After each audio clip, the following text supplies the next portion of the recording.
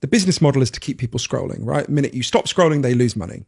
All their algorithms are designed with literally one goal. What will keep you scrolling? That's it. That's the goal, right? So as the algorithms and the AI were figuring out what keeps people scrolling, they uncovered a human quirk, which is not the intention of anyone at Facebook or YouTube or any of these places, which is it's a very well documented psychological phenomenon called negativity bias, which is basically means we will stare at something negative longer than we will stare at something positive. Anyone who's ever been driving down the motorway and passed a car crash knows exactly what I'm talking about. You stare at the car crash longer than you stare at the pretty flowers on the other side of the road, right?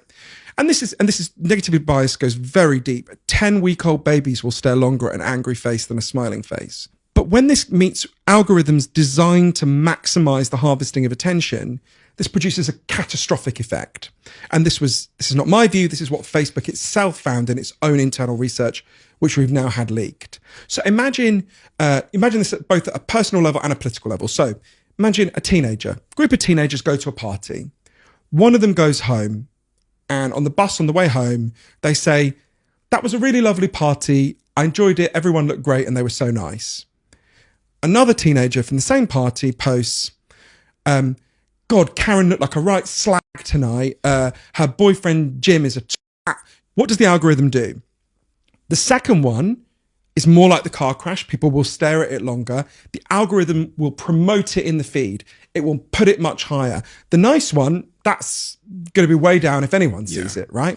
Now, that's disastrous enough at the level of teenagers who've gone to a party. Now imagine it at a political level.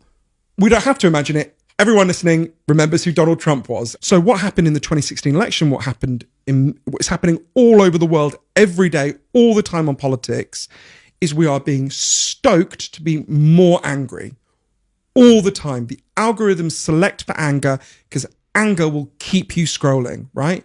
And that is destroying our ability to solve problems. And this is not just my view. In the wake of the victory of Brexit and Donald Trump, Facebook internally set up a group of its own data scientists called Common Ground.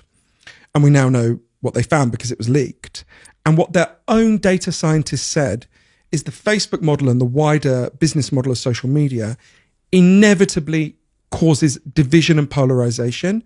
And the only alternative was for Facebook to abandon its business model and adopt what they called an anti-growth model, where they said, we won't grow as a company, but we won't set the world on fire, right? And there was a very dry, the Wall Street Journal, who got leaked it, they said, their news story said, after he received this report, Mark Zuckerberg asked that he never be brought any reports like this ever again, right? So, they know what they're doing. The business model, they're tied to their business model. They're only going to stop doing it when we make them. But this machinery that is amping us up into anger is just at a personal. Firstly, it destroys attention. When you're angry, it's much harder to pay attention. We've all had that experience, but there's good science for it as well. But also, it's devastating for the society, and we've got to deal with that.